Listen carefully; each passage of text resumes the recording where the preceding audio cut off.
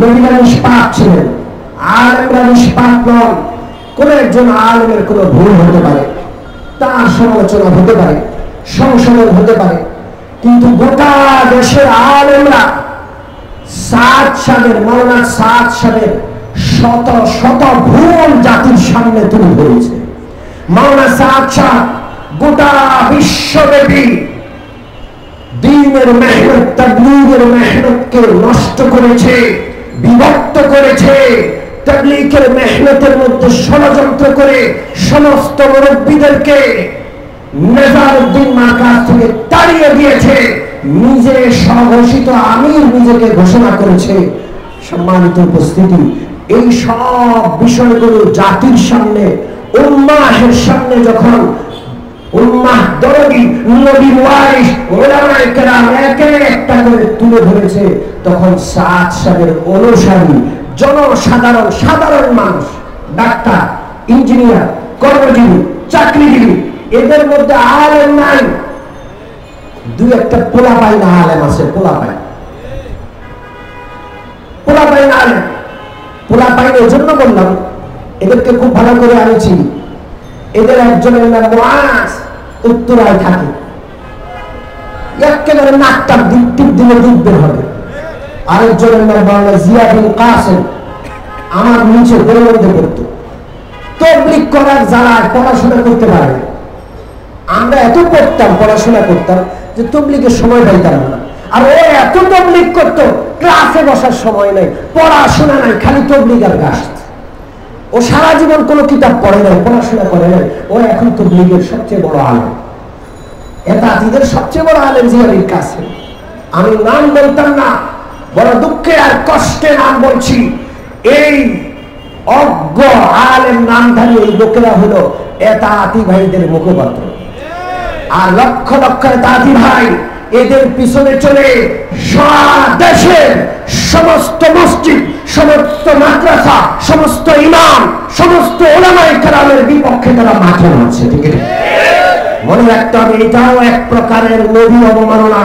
নবীর ওয়ারিস উলামায়ে কেরামের অবমাননা মানে প্রকাশ্যে নবীর অবমাননা। ঠিক আছে, মাদ্রাসা শিক্ষাকে কটাক্ষ করছে, আলেমদেরকে কটাক্ষ করছে, আলেমদেরকে গালি দিচ্ছে। এরা যাকাত সদকা খেয়ে আলেম হয়েছে, এই গালি দিচ্ছে। আমি আপনাদেরকে জিজ্ঞেস করি, যাকাত সদকার উপযুক্ত যারা, তারা যাকাত সদকা খাওয়া হালাল না হারাম?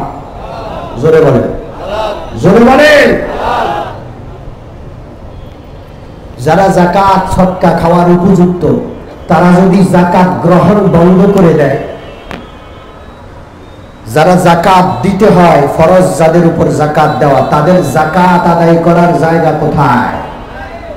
ওরা মানুষের হাতে পায়ে ধরে যাকাত দিতে হবে, কারণ ওদের ঠেকা, ওদের উপর যাকাত ফরজ। ঠিক না?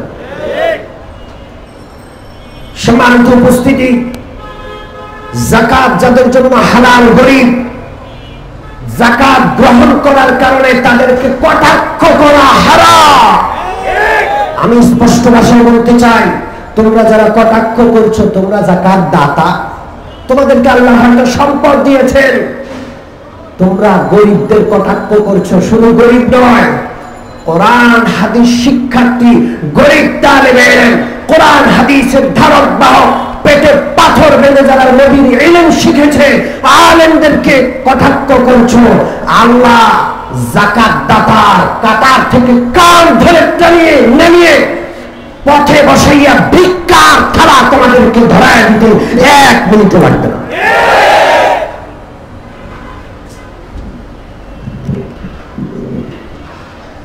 যাকাত তো সাহাবীরাও গ্রহণ করেছে। আল্লাহ রাসূল সাল্লাল্লাহু আলাইহি ওয়াসাল্লাম মক্কায় থাকতে মাদ্রাসা করেছেন, মাদ্রাসার নাম মাদ্রাসা দারুল আরকাম। মদিনায় গিয়ে বিশ্বনবী রাহমাতুল লিল আলামিন মাদ্রাসা প্রতিষ্ঠা করেছেন। মাদ্রাসার নাম মাদ্রাসাতুস সুফা। এই মাদ্রাসাতুস সুফায় 2 ধরনের সাহাবী ছিলেন, আবাসিক, অনাবাসিক। হযরত আবু হুরায়রা রাদিয়াল্লাহু তাআলা আনহু আসহাবে সুফাদের আবাসিক ছাত্র, মাদ্রাসার আবাসিক ছাত্র। হযরত আবু হুরায়রা রাদিয়াল্লাহু তাআলা আনহুর বর্ণনা বুখারী বুখারী শরীফে রয়েছে, ইলম অধ্যায় বুখারী শরীফ। আবু হুরায়রা রাদিয়াল্লাহু তাআলা খুব বেশি হাদিস বর্ণনা করতেন।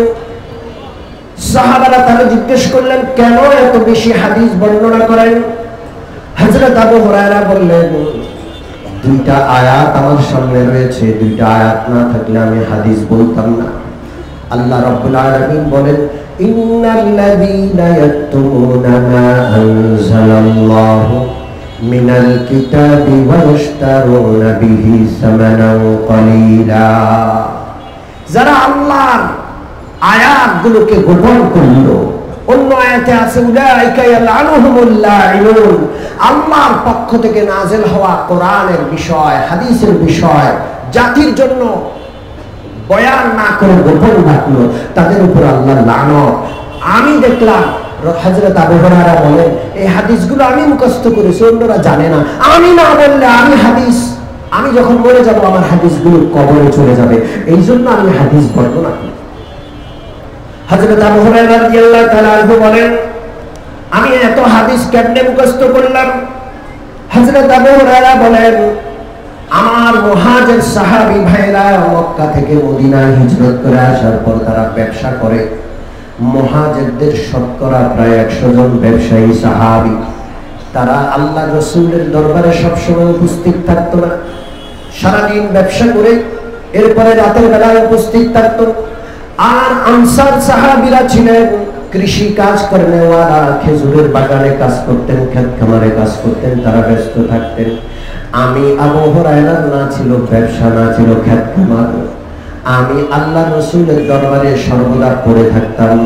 খাবার আসলে খাইতাম, খাবার না আসলে উপোস থাকতাম। আল্লাহু আকবার। হযরত আবু হুরায়রা সহ 70 জন 80 জন এইভাবে সংখ্যা মাঝে মাঝে বাড়ত, মাঝে মাঝে কমত।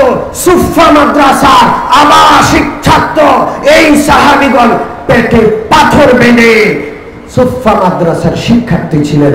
যাকাতের খাবার আসলে তারা খাইতেন, আর না হয় উপোস থাকতেন। আমি জিজ্ঞেস করি, যারা আজকের এই মাদ্রাসার উলামায়ে কেরাম আর তালেবে ইলমদেরকে যাকাত গ্রহণ করে পড়াশোনা করার কারণে গালমন্দ করে, ওরা আবু হুরায়রা সহ আসহাবে সুফা মাদ্রাসার 70 জন 80 জন রাসূলুল্লাহর উপস্থিতিতে যারা যাকাত গ্রহণ করে ব্যবসাও করতো না, ক্ষেত কামারও করতো না, রাত দিন রাসূলুল্লাহর দরবারে পড়ে থেকে হাজার হাজার হাদিস আমাদের জন্য বর্ণনা করে রেখে গেছে, আপনারা তাদেরকেও কটাক্ষ করেন কিনা? কথা ঠিক কি ঠিক না?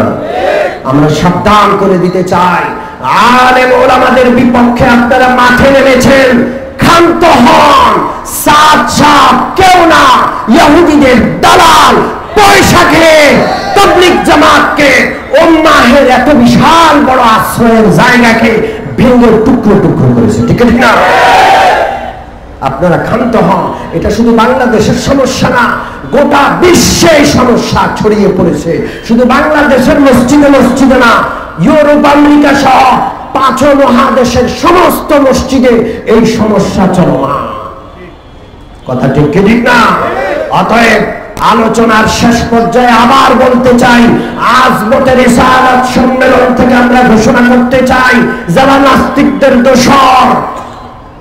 সম্মানিত উপস্থিতি, প্রথম আলো, ডেইলি স্টার সহ যারা বিগত আমলে নাস্তিকদের পৃষ্ঠপোষকতা করেছ, আলেম ওলামা মাদ্রাসা তোলাবাদের বিপক্ষে কাজ করেছ, তোমরা যাদের পা চেটেছ তারা যেমন এই দেশ ছেড়ে পালিয়েছে, আমরাও তোমাদেরকে এই জমিন থেকে পালাতে বাধ্য করব।